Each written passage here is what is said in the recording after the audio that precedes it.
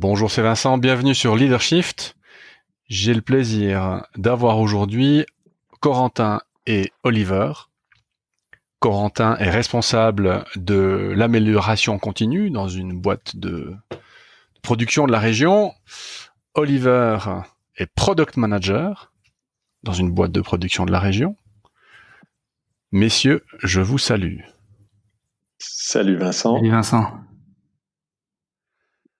Alors, aujourd'hui, on va parler de gestion de priorité parce qu'on a eu l'occasion d'en parler les trois, même voire plusieurs occasions d'en parler les trois.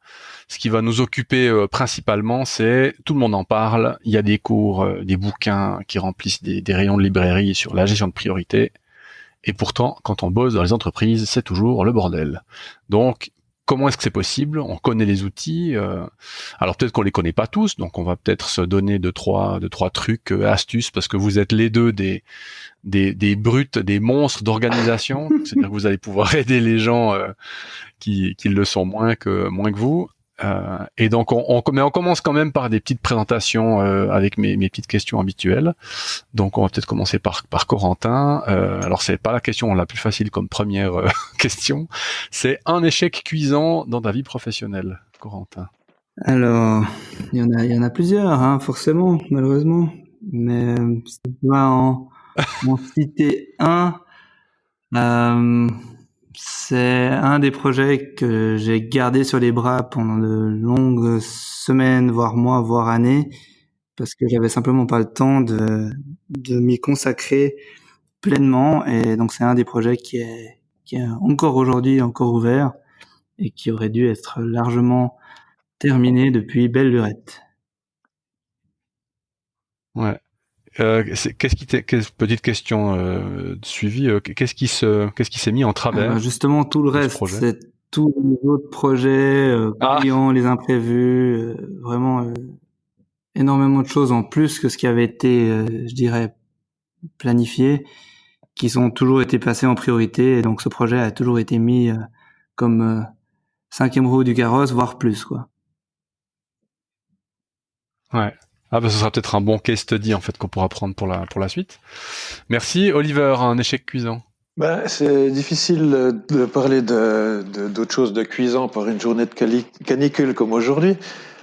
Mais quelque part, moi je suis plutôt de nature, on appelle ça bomb happy, ça veut dire que quoi qu'il se passe, je trouve toujours du positif. Et franchement, j'ai beau me creuser les méninges, un échec cuisant, ça sonne pas, y a rien qui surgit de mes souvenirs. Mm-hmm. Euh, C'est pas un problème, ça non, arrive. c'est pas un problème, non. Mais je pense que c'est mon côté bomb happy qui fait que D'accord. je retrouve pas. Alors du coup, je continue avec toi puisque la deuxième question, c'est 2 succès reconnus dans ta vie professionnelle. Donc c'est des choses pour lesquelles les gens t'ont dit ah oui Oliver, là voilà, bravo, c'est bien. Ouais, alors c'est un petit peu parcours classique quand tout d'un coup tu es à la poursuite de contrats, enfin de pouvoir trouver des affaires et puis voilà, c'est je pense plus facile quand tu es à la vente de d'avoir quelque chose de positif parce que sinon ça fait longtemps que tu changerais de travail. Euh, je parle de succès positif. Euh, Ce qui n'est pas forcément le cas si on travaille plutôt dans l'innovation où on peut faire une carrière entière sans avoir trouvé quoi que ce soit de notable, quoi. Donc oui, c'est des décroches. Ouais, j'ai décroché quelques contrats dans ma carrière et c'était des beaux succès. Mm-hmm. Ok.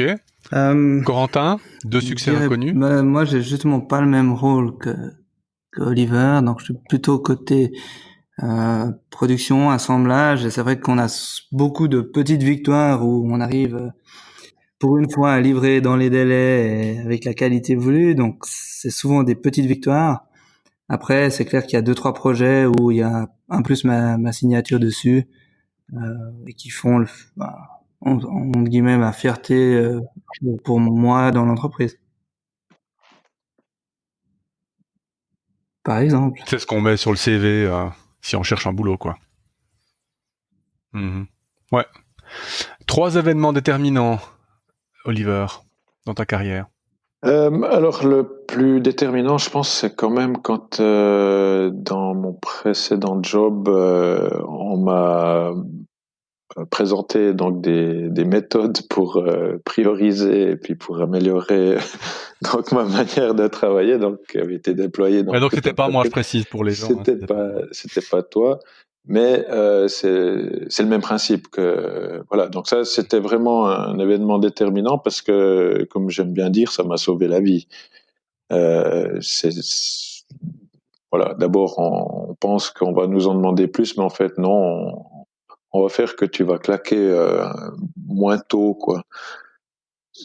Ça te ménage. Alors, d'accord. De mon côté, et pour toi, Corentin? Il y en a eu aussi plusieurs. Je dirais le choix d'entreprise, ça a quand même été un événement déterminant parce que c'est une entreprise dans laquelle j'ai pu évoluer et puis faire mes preuves, surtout en venant d'un milieu universitaire, j'ai pu faire mes preuves sur le terrain. Donc ça, c'est quelque chose qui était très important pour moi et qui s'est super bien déroulé. Et puis, dans ma carrière, il y a un événement marquant que j'ai en ce moment. Donc, je suis en train de changer complètement de vision et puis je suis en train de changer de voie, en fait, dans ma carrière. Et d'hémisphère. Ouais. Je suis ingénieur microtechnique. Et juste une question pour toi, Corentin. T'as fait quoi comme étude? Ouais. Exactement. Quand on parlait des donc petites en fait, t'arrives dans une boîte de prod, puis on te regarde en disant tiens, voilà l'étudiant qui vient nous apprendre comment on doit faire. Volontiers de mon côté, en disant que j'ai réussi à m'intégrer et à pouvoir communiquer avec les opératrices comme la direction.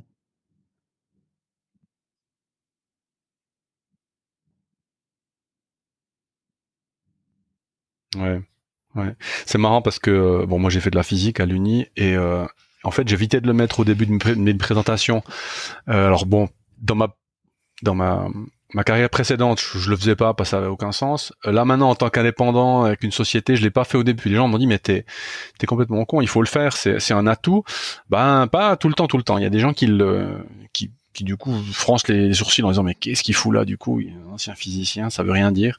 Mais voilà, je le laisse quand même parce que pour la plupart du temps, les gens le reçoivent mieux maintenant qu'avant, quoi. Et du coup, une rencontre marquante, hein, Oliver. Frédéric de Klerk. Voilà. D'accord, que je ne connais pas. C'était le président d'Afrique du Sud qui a fait que l'Afrique du Sud est sortie de l'apartheid. Ah mais oui. Mais je pensais pas que c'était un personnage public. Et tu l'as rencontré comment? Non, c'est une longue histoire. Bon, alors, non, pas cette fois, non. Mais voilà. Ouais. Donc Frédéric de Klerk, ok. Et il t'a marqué pour quelle raison? Parce que c'était quand même impressionnant de se retrouver face à une personnalité qui était en fonction à l'époque. Hein. C'était en 92 que je l'ai rencontré. Et voilà, c'était juste au moment où l'Afrique du Sud essayait de se sortir de l'apartheid. Voilà, c'était en fait la période où il y avait le dernier vote entièrement blanc. Ah ouais, d'accord. Ok, voilà. super, merci. Corentin, je l'ai rencontré à plusieurs fois, à plusieurs reprises.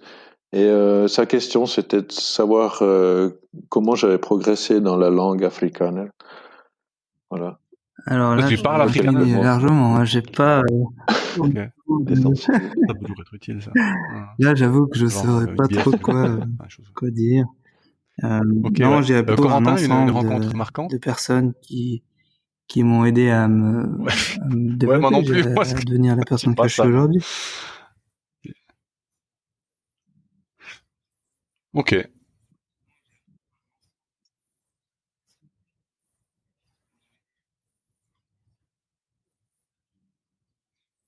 Ouais. Ok. Parfait. Merci. Alors maintenant, on va passer au vif du sujet avec la gestion de priorité. Ce qui serait peut-être utile, c'est qu'on commence par donner à nos chers auditeurs un certain nombre de trucs que vous utilisez pour vraiment faire la gestion de priorité. Ça veut dire c'est pas j'ai lu dans un bouquin qu'il faut planifier. C'est moi comment je fais pour. Alors ça peut être planifier, ça peut être autre chose. Hein. Donc qui veut commencer? Pas les deux en même temps si possible. Je sais pas, Corentin, tu Oliver, je commence. Ouais, vas-y, alors tu donnes le premier. Alors donc des outils, des bonnes pratiques. Bon, il y a la première chose, c'est y croire. Ça veut dire on peut pas juste ouvrir un bouquin et puis prendre un outil et puis se dire ça va marcher, mais je veux dire sans plus de conviction que ça. Donc la première recommandation c'est y croire, et puis la deuxième c'est être discipliné. Ça veut dire faut pas lâcher le morceau. Et après ça devient une habitude, et après l'habitude ça en devient un besoin.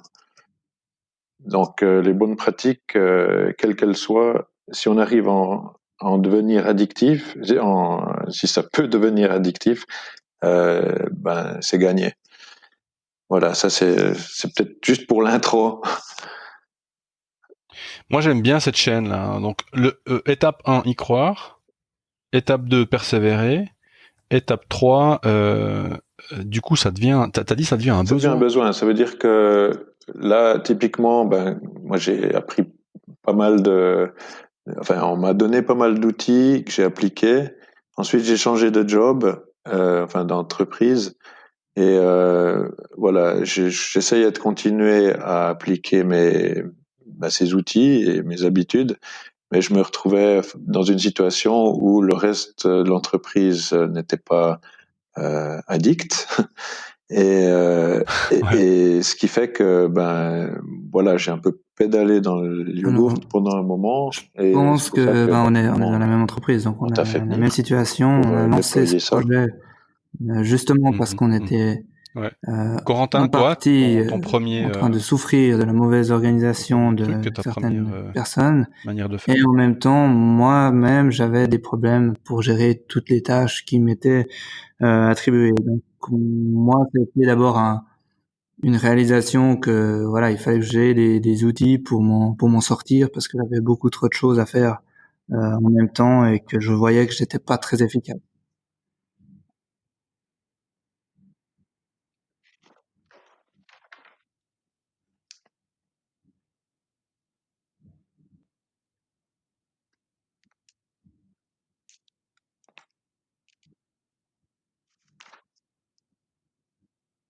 Mais justement, ça m'intéresse parce que les deux, en fait, vous.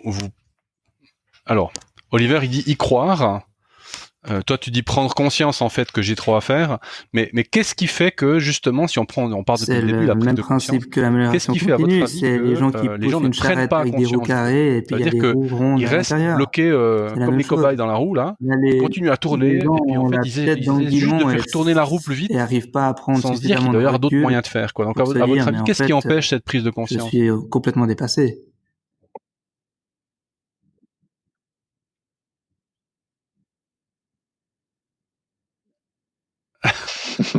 D'accord.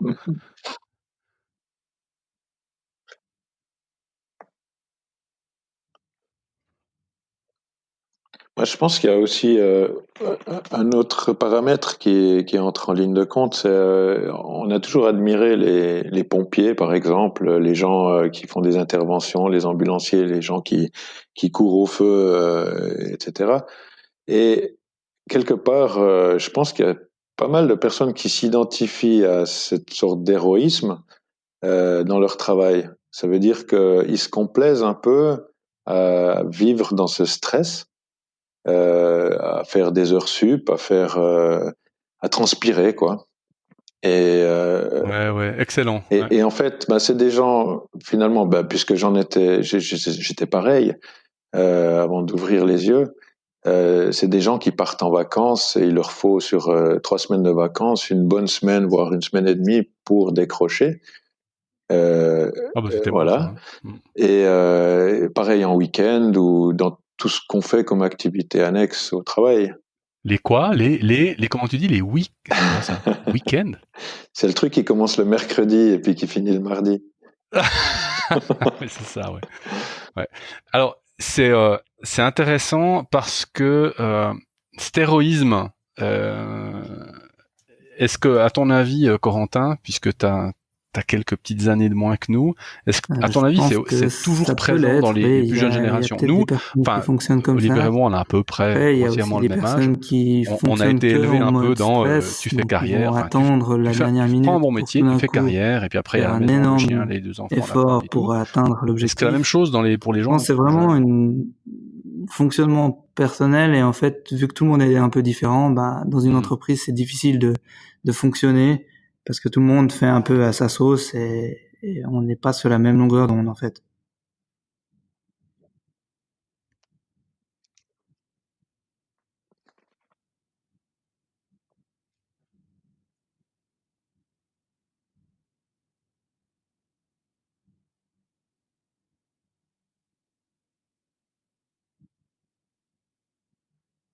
Mhm, mhm.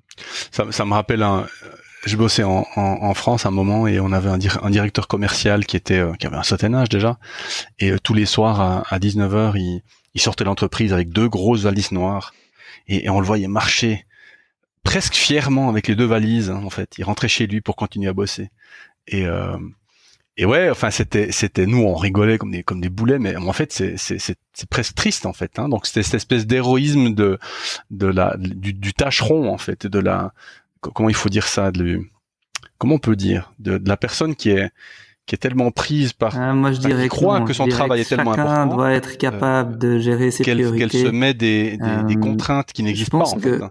finalement, Et c'est les peut-être cimetières sont pleins le fait de que les gens ont ces peur de dire personnages. non, et donc Ouais. ils récupèrent toutes les tâches Et donc, et est-ce qu'il finalement faudrait du ils coup se un retrouvent Chief complètement Priority débordés. Officer dans Alors les que boîtes, hein? un des premiers principes, c'est de justement gérer sa tâche, gérer sa charge de travail et de pouvoir refuser certaines choses en disant qu'on on n'a pas la capacité de le faire.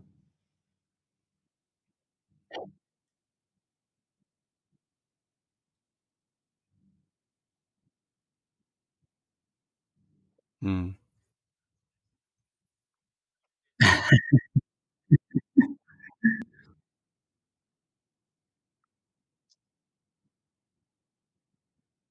Mhm, mhm. En fait, quand je disais Chief Priority Officer, c'est pas tellement quelqu'un qui va mettre les priorités, c'est quelqu'un qui va aider les gens à prioriser. Ça veut dire que on pourrait imaginer une espèce de hotline 3615 code de priorisation et puis voilà, moi j'ai du boulot, je sais plus quoi faire, j'ai mon chef qui me donne des trucs, j'ai des 15 projets, j'appelle le truc et je dis écoute, il faut que tu viennes m'aider et t'as quelqu'un qui vient c'est du coaching quoi, c'est quelqu'un qui vient parler avec toi. Mais alors il faut que cette personne connaisse l'entreprise, il faut que cette personne connaisse tous les processus, etc., pour pouvoir aider la personne en lui disant mais voilà, qu'est-ce que tu penses, puis faire un peu redescendre la pression. Euh, je pensais plutôt à ça. Pour combattre cet héroïsme, en fait, cet héroïsme de la tâche, de la personne qui fait des heures sup, les gens fiers qui disent ah moi j'ai bossé ce week-end, il faut faire quoi en fait? C'est à qui de faire quoi?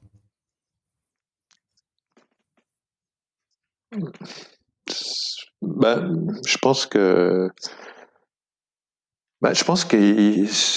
des gens comme moi pouvons montrer l'exemple simplement. Ça veut dire regarde tout ce que je fais à côté, tout ce que je fais, comme je suis calme au travail. Voilà. Après, c'est c'est toujours compliqué. C'est comme la première règle que je m'étais donnée, c'était faire une place nette sur mon bureau. Ça, c'est la chose la plus facile, enfin la plus simple à faire. C'est pas forcément la plus facile, mais c'est la plus simple. Il y a des outils pour y arriver. C'est rapidement fait et après, c'est une question de discipline pour que ça y reste, que ça reste une place nette. Par contre, il faut que ça soit reconnu qu'une place nette ne signifie pas forcément, le gars, il fout rien. Et, Ouais, ça c'est comme les gens qui sont Donc on devrait, devant leur on écran, devrait gratifier ils ou bougent pas. valoriser le fait d'être bien Et puis organisé les et collègues de passent à côté, puis respecter il dit ah ben tu fais tes la pause. délais internes. Puis l'autre il fait mais non t'es con, je réfléchis. Tiens, c'est un peu cette idée, c'est ça. si t'es pas agité, Voilà.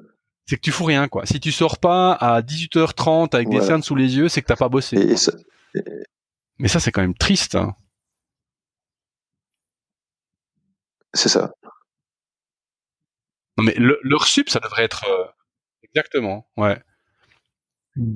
Leur sup devrait être vraiment. Bon, alors la loi suisse prévoit des choses, mais elle devrait vraiment être. On devrait avoir des mesures de rétorsion. Enfin, entre guillemets, on devrait vraiment aider les gens. Les gens, et je dirais surtout le couple manager-collaborateur. Moi, j'ai eu beaucoup de gens en gestion de priorité dans les cours que les entreprises m'envoient, et c'est pas eux qui doivent être dans le cours, c'est leur patron. Mais bon, comme on sait que les cadres, les directions n'ont pas besoin de formation, du coup, ils envoient les cadres intermédiaires puis les collaborateurs. Mais j'ai eu plusieurs exemples en fait où la personne m'expliquait sa situation, puis je me disais, mais écoute, faut qu'il m'envoie ton chef, quoi, parce que c'est lui qui s'est pas priorisé. Du coup, toi, bah évidemment, c'est compliqué, quoi. Donc, alors, comment est-ce qu'on provoque cette prise de conscience? Donc, il y a l'exemple qui marche bien. Est-ce que vous voyez d'autres manières pour réveiller les gens en fait? Parce que les outils, enfin, vous serez d'accord avec moi, ils sont pas hyper compliqués à. Enfin, c'est pas les outils difficiles, quoi. Ben non, c'est pas du tout compliqué. C'est pas du tout compliqué. Les outils. Ce qui est compliqué, c'est de montrer aux gens que c'est pour leur bien-être. Et le bien-être, c'est pas forcément comme ça qu'il est perçu. Le bien-être, il est perçu en dehors du travail, à faire soit du sport, du yoga ou je ne sais quoi. Mais le bien-être au travail, souvent, on assimile ça à une masseuse qui vient ou une salle de repos, mais c'est pas comme ça. C'est pas ça qui devrait y avoir. Et franchement, l'exemple, à mon avis, doit venir par le haut. Tu peux pas avoir ton management qui travaille jour et nuit et le week-end, qui te dit en même temps, écoute, ce serait bien que tu fasses attention à ta santé. Et quelque part, ça doit venir par le haut. Puis ce qu'il faut que les gens comprennent, que ce soit en haut ou en bas, c'est que le travail, il est fait. Il est juste fait en moins de temps qu'il ne faut. Ça veut dire en moins d'heures supplémentaires qu'il ne faut. Souvent, c'est ça. Mais il est fait. C'est juste qu'on est mieux organisé. Le réflexe des gens, c'est tiens, toi tu travailles lentement, t'es calme, t'as rien sur ton bureau, t'as rien dans ta boîte email, ouais, donc tu fais rien, quoi. C'est ça le raccourci. Ouais, c'est ça. Ouais, moi je montre une boîte email vide aux gens. Déstabilisés. Du coup, ils sont choqués. Mais c'est la peur du vide. Hein. C'est rien d'autre. Et d'ailleurs, on prend dans un atelier, c'est exactement pareil. S'il y a moins à faire, les gens vont travailler plus lentement de sorte à ce que ce qui reste sur l'étagère des choses à faire qu'il reste quand même des choses sur cette étagère. Voilà, ils ont peur qu'après, tout d'un coup, on leur dit merci, mais merci.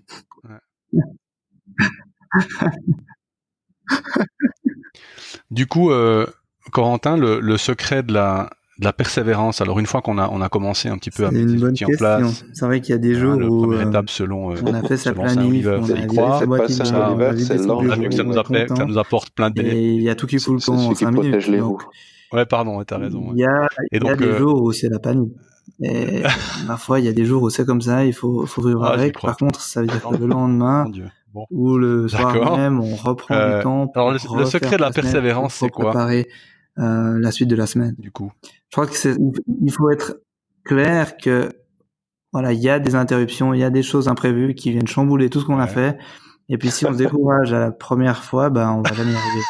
Donc, c'est vraiment être conscient que c'est un processus infini à chaque fois de refaire sa planification, de refaire son état, et que c'est normal. Et du coup, après, ça devient moins une frustration et ça devient une habitude. Mais, ouais.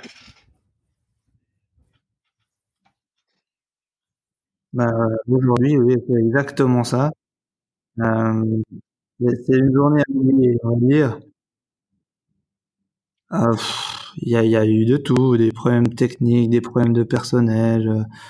Ouais, c'était un peu la journée combo où rien n'a fonctionné. Et donc, tout ce qui avait été planifié, je crois que j'ai T'as un exemple de journée où ce que tu viens de nous dire s'est passé? Du coup, j'ai des plans ce soir, donc je vais rapidement Alors, du coup, disparaître. Et puis demain, je sais que je prenne un peu de temps pour me remettre sur mes roues. Mais c'est une obligation, sinon ça veut dire que je me retrouve de nouveau dans un cycle où finalement je me fais déborder par les tâches ouvertes, par les emails et les choses comme ça. Mmh.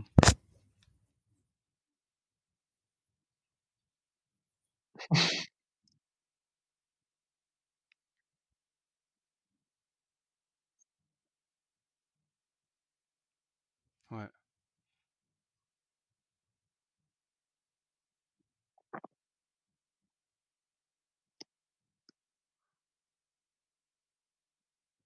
Est-ce que tu penses que, par exemple, suite à une journée comme aujourd'hui, t'arriverais à te bloquer, je sais pas, une demi-heure pour prendre des mesures? Il y a un peu de ça, en effet.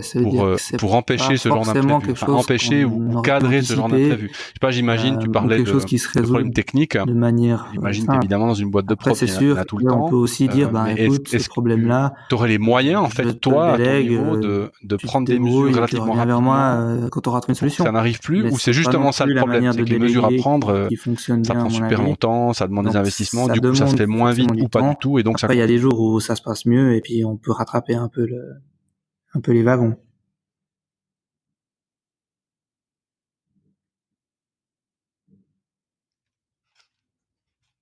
Ouais.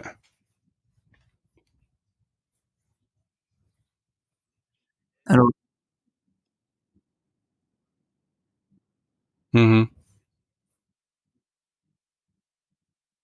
Alors probablement. Ça fait aussi partie justement de la gestion des priorités, de pouvoir dire ça je délègue, ça je traite la semaine prochaine, etc. Je me demande si on peut pas faire un lien avec l'héroïsme. Maintenant, 90% du temps, je m'en sors comme ça. Dans le sens où quand les gens viennent vers moi, est-ce que je me sens pas mais une mission? Ça veut pas dire que les outils sont pas bons, ça veut juste dire que là il y a contraint à les aider en fait. Alors qu'il y a peut-être, je sais pas, 2, 3, 4 de ces problèmes. On pourrait repartir et puis qui doit être impacté. Honnêtement, je suis pas quelqu'un qui est convaincu de A à Z que c'est la solution, parce que justement, je vis certaines journées comme ça. Mais par contre, c'est une nécessité pour moi le lendemain de retomber sur mes pattes et puis de me réorganiser pour la suite.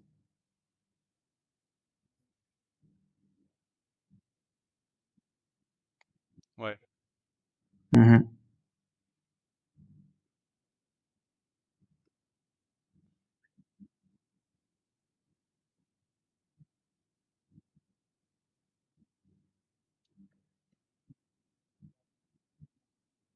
Mmh.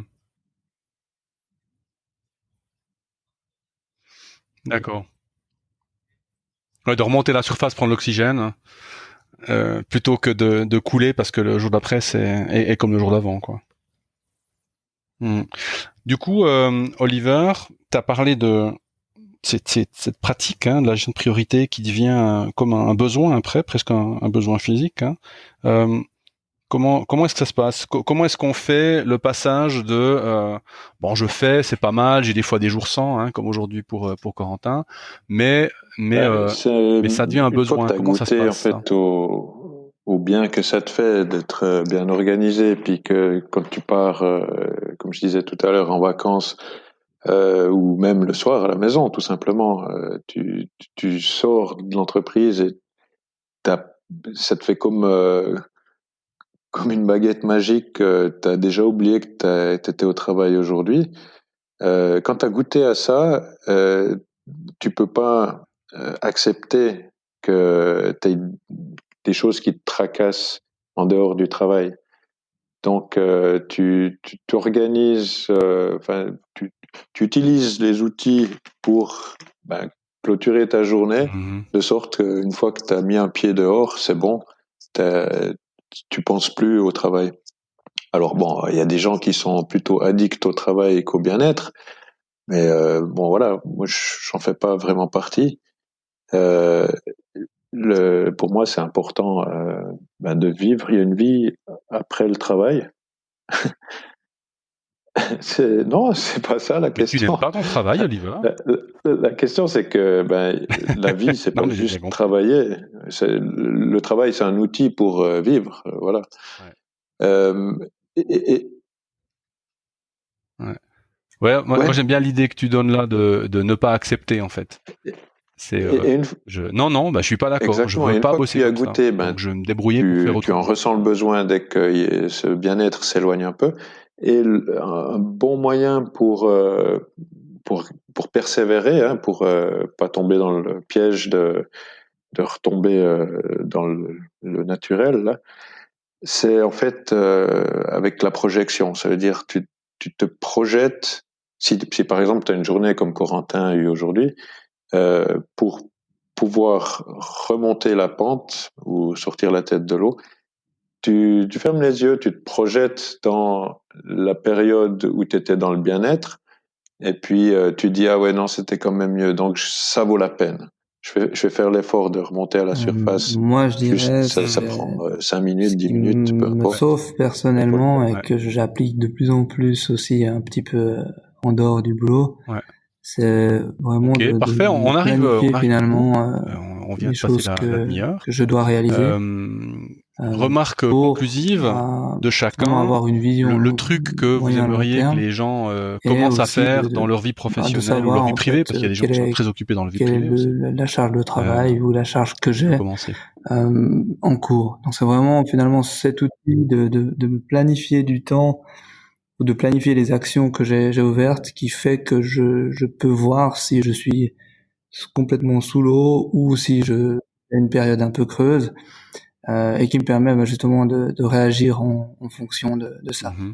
Et ça, c'est des choses qui font qu'on a une meilleure visibilité sur sa charge de travail et qu'on arrive du coup à soit à profiter des moments où c'est un peu calme, soit à réorganiser quand ça devient un peu serré.